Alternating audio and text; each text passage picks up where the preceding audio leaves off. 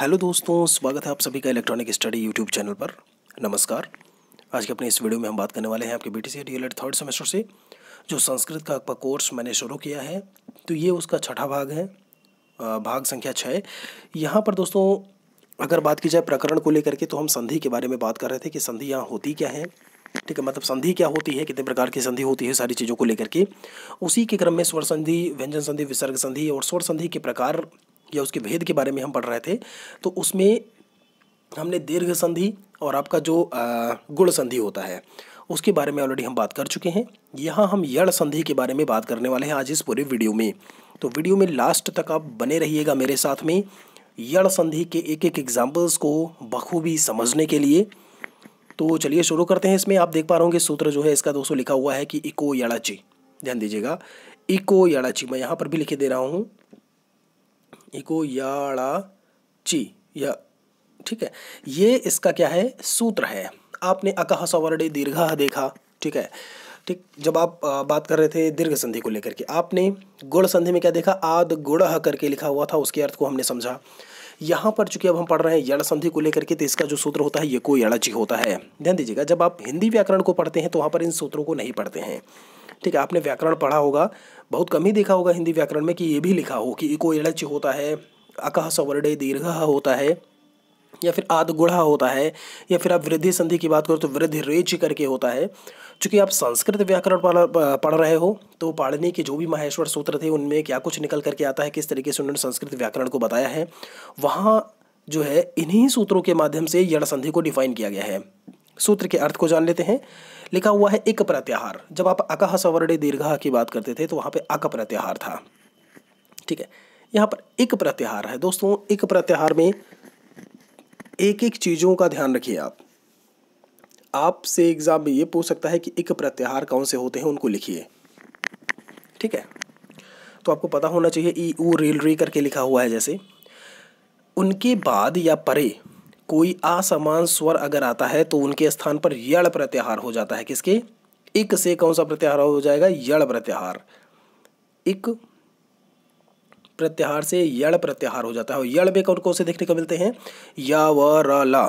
ठीक है, आप इनके नीचे हलंत लगाइए या फिर ना लगाइए, वो आपके ऊपर है। ठीक है, या व र ला ये देखने को मिलते हैं यड़ प्रत्याहार में। एक प्रत्याहार में आपका क्या होता है, ई ऊ रील री होता है। ठीक है, तो ये चीज़ें दोस्तों निकल करके आती हैं जब आप प्रत्याहार को लेकर के बात करते हो। आप लोगों को मैं आगे बता दूं, जैसे आप अक प्रत्याहार की बात करते हो तो अक प्रत्याहार में आई यू रील री, ये आपके डीएलएड फर्स्ट सेमेस्टर में संस्कृत में पूछा गया था। ठीक है, अक प्रत्याहार को लेकर के तो चीज़ें आपको पता होनी चाहिए कि इक उक अक ये सारी चीज़ें या यड़ प्रत्याहार होते क्या हैं। चलिए, तो डेफिनेशन की बात हो गई। यहाँ पर ये चीज़ मेन इंपॉर्टेंट होता है, सबसे इंपॉर्टेंट होता है अर्थात करके जो बिंदु यहाँ पर लिखा हुआ है। होप सो कि आप लोगों को अच्छे से विजिबल होगा यहाँ पे अब।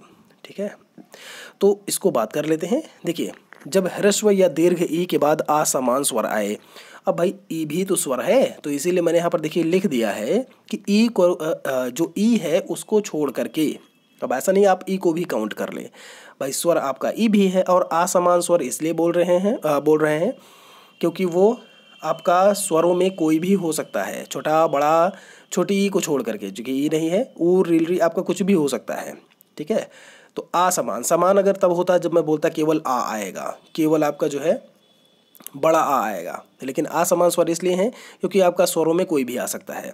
तो ई या ई के बाद अगर ऐसे आ रहा है तो उसका क्या हो जाएगा, या हो जाएगा। ध्यान दीजिएगा, मैंने लिखा हुआ है जब ऊ यानी कि ह्रस्व या दीर्घ ऊ के बाद असमान स्वर आए और ऊ को आप छोड़ दीजिएगा, ठीक है, तो उसका क्या हो जाएगा, वाह हो जाएगा। वहीं आप जब री और री की बात करते हैं, देखिए एक री आपका ऐसे बना हुआ, एक महाशय दोस्त ने पूछा था कि ये री कैसे होता है, तो भाई दीर्घ और ह्रस्व दोनों होते हैं, मैंने लेक्चर में बताया हुआ था। ठीक है, आप ह्रस्व वाला जो है वो ऐसे बनाएंगे और जो दीर्घ वाला होता है वो ऐसे, और फिर एक ऐसे लगा होता है। देखिए ये दोनों में अंतर है, और मैंने उसमें एग्जाम्पल्स भी बताए थे आपको कि आपका दीर्घ ई री या फिर जो ह्रस्व री होता है, दोनों में अंतर क्या है एग्जाम्पल को दे करके। ठीक है, ऐसे ही री भी होता है। री कैसे होता है, एक आपका ये होता है री जिसको बोलते हो, और एक आपका ये होता है, ये एक ऐसे लगा और एक ऐसे लगा, ये तो ये आपका ह्रस्व है और ये आपका दीर्घ है, इस बात का विशेष ख्याल रखिएगा। तो री या री के बाद जब ह्रस्व या दीर्घ री के बाद असमान स्वर आए, यहाँ पर भी आप क्या लिखोगे, री को छोड़ करके, तो रा हो जाएगा, और री के बाद जब आसमान स्वर आए यानी कि री को छोड़ करके तो ला हो जाएगा। यही मेन एग्जाम्पल है इसका। आप सीधे सीधे एक लाइन में बोलते हो, जब ई और री के बाद आसमान स्वर आए तो वो जो है क्या हो जाता है, ई का या, ऊ का वा, री का रा और री का ला हो जाता है। यही आपकी यड़ संधि है। आप ऐसे एक लाइन में बोल देते हो, ठीक है, एक लाइन मतलब 2 लाइन जो भी आपका आ जाए। चलिए आते हैं उदाहरण पर, और उदाहरण को समझने की कोशिश करते हैं, एक एक एग्जाम्पल्स जो आपकी लिखे हुए हैं। तो सबसे पहले ह्रस्व या दीर्घ, चलिए यहाँ पर मैंने नहीं लिखा, आप इसको एक बड़ी ई बना लीजिएगा, ठीक है। ऐसे ह्रस्व या दीर्घ ई के बाद जब असमान स्वर आए तो क्या हो जाता है, या हो जाता है। उदाहरण देखते हैं, यद्यपि, आपने लिखा यद्यपि, ठीक है, यद्यपि, यदि प्लस अपि, इसका संधि विच्छेद क्या होगा आपका, जब आप विच्छेदन करोगे, विग्रह करोगे, अलग करोगे इनको जो है, तो यदि प्लस अपि आएगा। अब इस वाले दी में जब आप निकालोगे तो क्या आएगा, ह्रस्व ही ई आएगा ना। जब नदी होता, यहाँ पर छोटी ई की मात्रा है तो ई आएगा, बड़ी ई की मात्रा होती तो बड़ी ई आती। तो यदि प्लस अपि, अपि वाला ये वाला आ जाएगा और ये वाला ई आ जाएगा। तो ई और आ ये मिलके क्या बन जाएंगे, या। यही तो लिखा हुआ है आपका सूत्र। ये देखिए क्या कह रहा है, ई प्लस आ आपके क्या बन रहे हैं, असमान स्वर कोई भी आएगा, आए कोई भी आए, ए आए, ऊ आए, वो आपके ऊपर है, मतलब आपके ऊपर, मतलब उस शब्द के ऊपर है कि वो शब्द कैसा है। तो आपका क्या हो जाएगा, या हो जाएगा। यद्यपि, या, यद्या, या आया तो वही बनेगा आपका जाकर के। इत्यादि को देख लेते हैं। इत्यादि में क्या लिखा हुआ है आप देखिएगा ध्यान से, इति प्लस आदि। देखिए जहाँ कहीं भी आपको लगे कि आपको दिक्कत है, समस्या है, तो कमेंट में आप पूछ सकते हो, ठीक है। इत्यादि में इति प्लस आदि, ई प्लस आ या हो जाएगा। नद्यावेगः, नदी प्लस आवेगः, नदी प्लस आवेगः, नद्यावेगः हो जाएगा। तो देखिए नदी में दा पर बड़ी ई की मात्रा है, यहाँ पर इस वाले की मैं बात कर रहा हूँ। तो जब बड़ी ई की मात्रा है तो आपका क्या हो जाएगा, ई प्लस आ, आवेगः। देखिए बनेगा आपका इक्वल टू या ही, क्या बनेगा, या ही वहीं पे आएगा। यही शब्द आपको देखने को मिलेगा, यही अक्षर, यही वर्ड आपको देखने को मिलेगा। बाकी चीज़ें आपकी वैसी ही रहेंगी, ठीक है। चलिए अगर मैं बात करूँ यहाँ पे आगे, प्रत्येकम लिखा हुआ है, प्रत्येकम का प्रति प्लस एकम हो जाएगा, तो ई प्लस ए हो जाएगा, ठीक है। अभ्युदयम, अभि प्लस उदयम, ई प्लस ऊ। वैसे देखिए ई ऊ रेल री के बाद, सॉरी ई और ई का ही पढ़ रहे हैं, तो ह्रस्व या दीर्घ ई के बाद कोई असमान स्वर है। देखिए कितने सारे, यहाँ पर आ था, यहाँ पर ए है, यहाँ पर ऊ है, यहाँ पर देखिए आ है फिर से, तो ये सारे आपको देखने को मिलेगा। अभ्युदम हो गया। यद्यत्र, ध्यान दीजिएगा, यदि प्लस अत्र, जब आप यद्यत्र की बात करते हैं, यदि प्लस अत्र हो जाएगा, ई प्लस आ देखने को मिलेगा। इत्याह, क्या है, इत्याह, इति प्लस आह, तो ये ई प्लस आ हो जाएगा, इक्वल टू या आपको देखने को मिलेगा। जब आप अत्युदारह की बात करते हैं, क्या लिखा हुआ, अत्युदारह, तो अति प्लस उदारह, ई प्लस ऊ इक्वल टू या हो जाएगा। आशा करता हूँ कि इस जो इन जितने एग्जाम्पल्स मैंने अभी पढ़े हैं ई और ई को लेकर के, वो आपको पूरी तरीके से समझ में आए होंगे। अभी और भी एग्जाम्पल्स हैं, उनके बारे में देख लेते हैं। दोस्तों आप सभी को पता है मैं अनअकैडमी पर भी वहाँ पर पढ़ा रहा हूँ, जो है एक स्टार एजुकेटर हूँ वहाँ पे, तो आप लोग वहाँ पर भी जा कर के जो है पढ़ना बिल्कुल से ना भूलिएगा। देखिए काफ़ी सारी चीज़ें हैं आपके सब्जेक्ट को लेकर के जो वहीं पर जो है कंप्लीट कराई जा रही हैं। होप सो कि पूरी तरीके से मैंने बोला है मैथमेटिक्स संस्कृत को लेकर के यहाँ भी अगर समय रहा तो, चूँकि वहाँ पर काफ़ी लोग कह रहे हैं संस्कृत मैथमेटिक्स को वहाँ भी शुरू करने की, तो देखा जाएगा चीज़ें आपकी वैसी रहेंगी, परेशान उसके लिए बिल्कुल से ना होइएगा।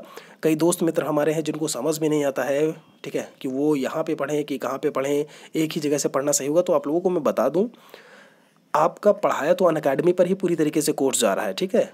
सेकंड सेमेस्टर का जाके देखिए कितने लोग वहाँ पर पढ़ रहे हैं, तो एटलीस्ट आप एक बार ट्राई तो करिए, आप एक बार कोशिश तो करिए वहाँ से पढ़ने की। चीज़ें नहीं समझ में आ रही है, आप मुझे मैसेज करिए, वहाँ पे कमेंट करिए मुझे जो है कि सर समझ में नहीं आ रहा है। आप ऐसे ही हाथ खड़ा कर देंगे कि मुझे आता ही नहीं है, कैसे जो है वहाँ पर पढ़ना ही नहीं है, या जो भी चीज़ें हैं।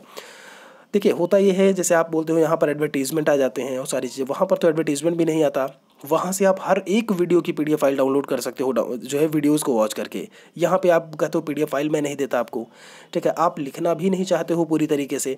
दोस्त आप खुद से एक बार सोचो कि मैं आपके लिए, जी हाँ आपको पढ़ना है, जब आपके लिए मैं इतना लिख सकता हूँ, ये मेरी ही हैंड राइटिंग है जो मैंने अभी लिखा है और मैं आपको पढ़ा रहा हूँ, ठीक है। जब मैं लिख सकता हूँ, जी हाँ, मान लीजिए जिसको एग्ज़ाम नहीं देना है, तो आपको तो पेपर देना है दोस्त।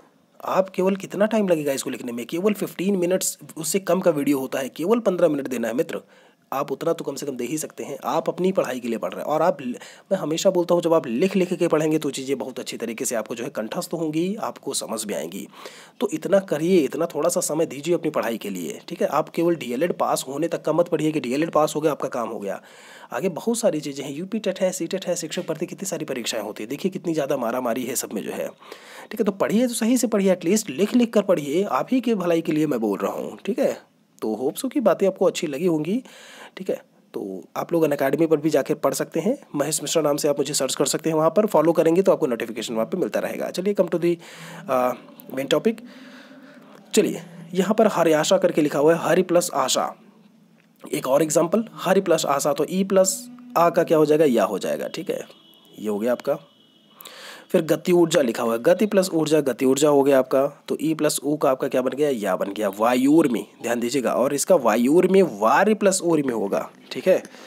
यहाँ पर क्या होगा, वार्य प्लस ऊर्मी। आप वायु कर देंगे तो वो ई से आपका चेंज हो जाएगा, ठीक है।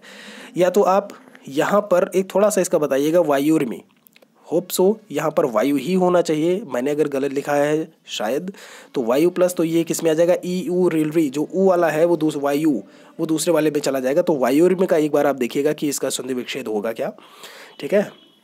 यद्येवम, यद्वेवम, ये लिखा है यदि प्लस एवं, तो ई प्लस ए का क्या हो जाएगा, या हो जाएगा। फिर मताक्यम लिखा हुआ है, मति प्लस एक्यम, तो ई प्लस ए का क्या हो जाएगा आपका, या हो जाएगा। और दोस्तों ये है आपके लिए सवाल। मैं आशा करता हूँ आप लोगों को अगर ई, ह्रस्व ई या दीर्घ ई के बाद असमान स्वर आए, या हो जाता है, उसी का एक एग्जाम्पल यहाँ पर मैंने लिखा हुआ है। क्या लिखा है ये, जानाम्यहम, क्या है, जानाम्यम करके लिखा हुआ है जानाम्यहम। इसका आपको संधि विच्छेद कमेंट में बताना है। काफ़ी लोग थे, इसके पहले मैंने पूछा था एक जो है संधि विच्छेद को लेकर के, बहुत अच्छे से आप लोगों ने आंसर दिया। आशा करते हैं कि इसका भी आप उत्तर सही तरीके से देंगे, ठीक है। कमेंट में इसका उत्तर लिखिएगा। चलिए ऊ और ऊ की बात कर लेते हैं। जब असमान ऊ या ऊ के बाद असमान आपके स्वर आए तो वाह हो जाता है। इनके एग्जाम्पल्स को देख लेते हैं। मध्वरी, ध्यान दीजिएगा, क्या लिखा है, मध्वरी, तो मधु प्लस अरि हो जाएगा, यानी कि आ, ऊ प्लस आ वाह हो जाता है। स्वागतम का सु प्लस आगतम, यानी कि ऊ प्लस आ वाह हो जाएगा। अन्वेषणम का क्या होता है, अनु प्लस एषणम, ऊ प्लस ए। देखिए वही चीज़ें हैं, जहाँ पर कुछ समझाने का होगा मैं खुद ही बता दूंगा। नए नए एग्जाम्पल्स आपको देखने को ज़रूर मिल रहे होंगे यहाँ पे। वध्वा अलंकारः, वध्वा अलंकारः, यानी कि वधु प्लस अलंकारः, यानी कि ऊ, सॉरी यहाँ पर वधु है तो आप लोग बड़ा ऊ कर लीजिएगा इसको, ठीक है। मैंने छोटा ऊ लिखा है, बड़ा ऊ प्लस अलंकार आ, तो आपका वाह बनेगा, आपका वाही जो है। मध्वौषधि, क्या लिखा है, मृदौषधि, मृदौषधि करके लिखा हुआ है, तो मृदु प्लस औषधि करके हो जाएगा ये आपका। ऊ प्लस औ, ये आपका वाह बन जाएगा। मध्वा पे लिखा हुआ है तो मधु प्लस आप ही हो जाएगा यहाँ पे। देखिए इतने सारे एग्जाम्पल्स, और ये अब आप कहें आप PDF में केवल इन चीज़ों को देखेंगे, आप लिखेंगे नहीं, मुझे पता है, ठीक है। तो आप जब इनको लिख करके पढ़ेंगे तो बहुत अच्छी तरीके से याद आपको याद होंगे, ठीक है। देखो थ्योरेटिकल चीज़ों की बात अलग होती है, आप चीज़ों को समझ लीजिए, आपका काम हो जाएगा। लेकिन ये चीज़ें ऐसी हैं, प्रैक्टिस मांगती है मित्र। जब तक आपको प्रैक्टिस नहीं होगी इनकी, तब तक आपको समझ में नहीं आएगा। और प्रैक्टिस तभी होगी जब आप अपने कॉपी पेन उठाएंगे, वहाँ पर कुछ आप लिख रहे होंगे। शायद थोड़ी सी मेरी बात कड़वी लग रही हो, जो भी PDF के लिए वो करते थे, कि जहाँ तक कोशिश होती है मैं करता हूँ, मैं दे देता हूँ PDF, ठीक है। थोड़ा सा हो सकता है अच्छा ना लग रहा हो, मतलब ऐसे उसमें जो मैं बोल रहा हूँ, लेकिन आप थोड़ा सा जो है आराम से सोचेंगे बैठ करके कि सही में प्रैक्टिस ही चीज़ें होती हैं, तभी आपको ये संधियाँ समझ में आएंगी, तो आपको मेरी बात शायद अच्छी लगे थोड़ी, ठीक है। वध्वेका करके लिखा हुआ है तो वधु प्लस एका हो जाएगा आपका। यहाँ पर ऊ है, दीर्घ ऊ है प्लस ए है, वाह हो जाएगा। यहाँ पर लघु वृत्तु लिखा हुआ है, लघ है, हा नहीं है, यहाँ पर आधा घा है, ये वाले की मैं बात कर रहा हूँ, ये वाले की, ठीक है। तो इसका क्या हो जाएगा, लघु प्लस ऋतु, ये क्या हो जाएगा, ओ प्लस री, ये भी वाह बनेगा। और यहाँ पर क्या लिखा हुआ है, यवाग वाशा, यवाग वाशा, यवागु प्लस आशा, ऊ प्लस आ, वाह बनेगा। दोस्तों आगे देख लेते हैं इसमें। री और री देखिए दोनों ही लिखे हुए हैं इसमें, ह्रस्व और दीर्घ दोनों वाले, और असमान स्वर तो रा हो जाएगा, यानी कि पित्राज्ञा का पितृ प्लस आज्ञा। री प्लस आ आपके रा बन गए। और मात्रांशः करके है तो मात्र प्लस अंशः, यहाँ भी आपका ऐसे ही हो जाएगा। मात्रांकः, मात्र प्लस अंकः आप कर सकते हैं। पितृवैश्वर्यम, पितृवैश्वर्यम, पितृ प्लस ऐश्वर्यम, यहाँ पर आपका क्या हो जाएगा, री प्लस आय, री प्लस आय हो जाएगा। तो ये भी आपको क्या देखने को मिलेगा, रा हो जाएगा। ऐसे आप और भी एग्जांपल्स लिख सकते हो, जैसे कर्तृत्रम, कर्तृत्रम लिख सकते हो आप जो है होत्रावुतः, होत्र प्लस आवुतः, ये भी आपका हो सकता है। ठीक है, आप पितृंशः कर लीजिए, जैसे मातृंशः लिखे हैं ऐसे पितृंशः कर लीजिए, तो पितृ प्लस अंशः हो जाएगा आपका। ये अदर एग्जाम्पल्स में अभी आप लिख सकते हैं। चौथा देख लेते हैं, इसमें लिखा हुआ है री और री के बाद अगर असमान स्वर आए तो ला हो जाता है, ध्यान दीजिएगा इसमें। तो लाकृति ही लिखा हुआ, तो री प्लस आकृति, यानी कि री प्लस आ क्या बन गया आपका, ला बन गया। दोस्तों आशा करता हूँ ई ऊ री री इनके पश्चात, यही तो था ना, ई ऊ री री के पश्चात अगर असमान स्वर आता है तो ई का या, ऊ का वा, री का रा और री का ला हो जाता है। ये आपका है क्या, यड़ संधि है, जिसको आप इको यड़च के नाम से जानते हो। तो मैं उम्मीद कर सकता हूँ कि यहाँ पर आपको सारे बिंदु जो है बहुत अच्छी तरीके से समझ में आए होंगे। कोई भी समस्या है, सवाल है तो आप कमेंट में पूछ सकते हो। वीडियो अगर अच्छा लगा हो तो प्लीज़ लाइक ज़रूर करिएगा, शेयर ज़रूर करिएगा अपने दोस्तों सहपाठियों के साथ में। अनअकैडमी पर भी चीज़ें आपकी तेज़ी से चल रही हैं। नेक्स्ट कोर्स आपका होप सो जल्दी ही साइंस वगैरह वहाँ पर मैं बताने लगूंगा, तो वहाँ से आप चीज़ों को पढ़ सकते हैं। बाकी सिलेबस आपका पूरा कंप्लीट करवाया जाएगा, उसके लिए आप बिल्कुल से परेशान मत होइएगा। सब्सक्राइब ज़रूर कर लें जिन्होंने अभी तक चैनल को सब्सक्राइब नहीं किया है। नेक्स्ट वीडियो जल्दी ही आप लोगों के सामने होगा, तब तक के लिए आप सभी का बहुत बहुत धन्यवाद।